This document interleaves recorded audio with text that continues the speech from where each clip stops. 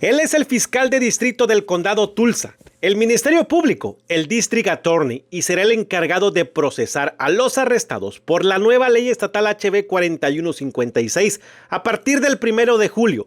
¡Qué buena Tulsa! Junto al periódico La Semana del Sur, preguntamos al también abogado Steve Kunzweiler qué harán las víctimas de crimen que sean indocumentadas y teman ser arrestadas por esta nueva ley estatal que criminaliza indocumentados con cárcel, multa y expulsión de Oklahoma. If for some reason I have somebody who is involved in domestic violence and the victim is from another country, right? Well, under our law, we have a thing called the U visa, which, you know, if a person is here and they can establish that they were a victim of crime, federal law does grant me the ability to authorize that person to remain here if they're cooperative with a criminal prosecution.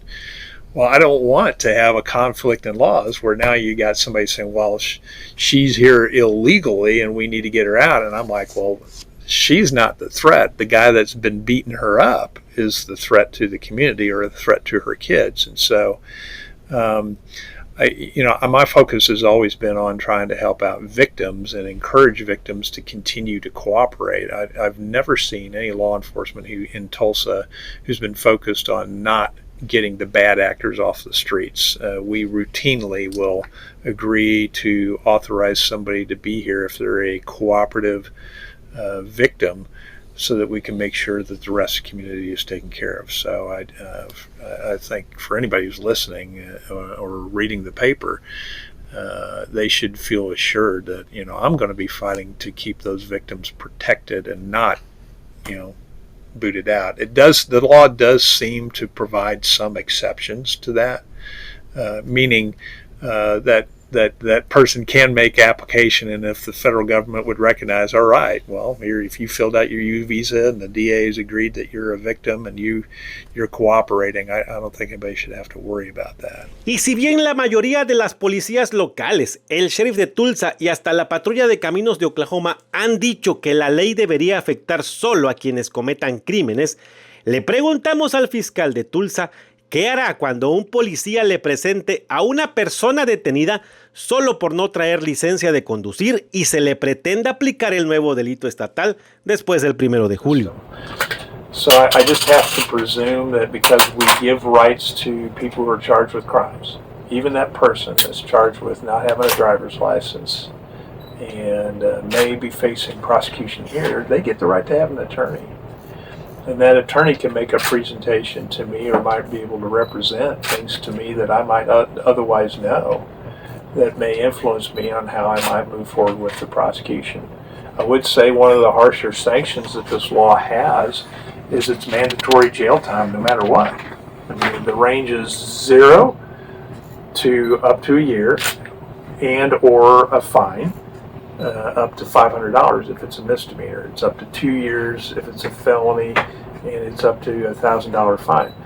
That mandatory incarceration thing is going to be a factor that I'm going to have to contemplate. And I would imagine our sheriff and our prison system would have to contemplate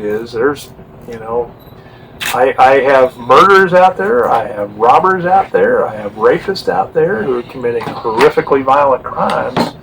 If the idea is we need to move this person back into the line to apply properly, I don't know that I'm going to be pushing an awful lot of jail time because, what am I accomplishing other than I just need to get this person moving on and out if they're going to have to be deported to get them into that line.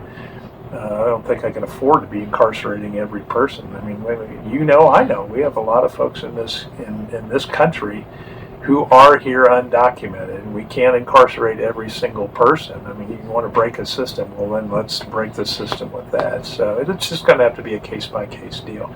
If I got a guy who's out there driving like a maniac and shooting a gun, you bet I'm probably going to be putting that guy in jail. But if I got somebody driving without a driver's license, it's like, all right, I got to separate that person I'm scared of from the person that I might not be happy with. I mean, those are two different types of people. Sobre las preocupaciones de perfilamiento racial por parte de algunos agentes de policía, el fiscal de Tulsa dijo: You hired me to make sure that the process is done with fairness and integrity and in pursuit of the truth. I want, if we're capturing somebody who's committing a crime, I want to know that we investigated and caught that person using legal means, right?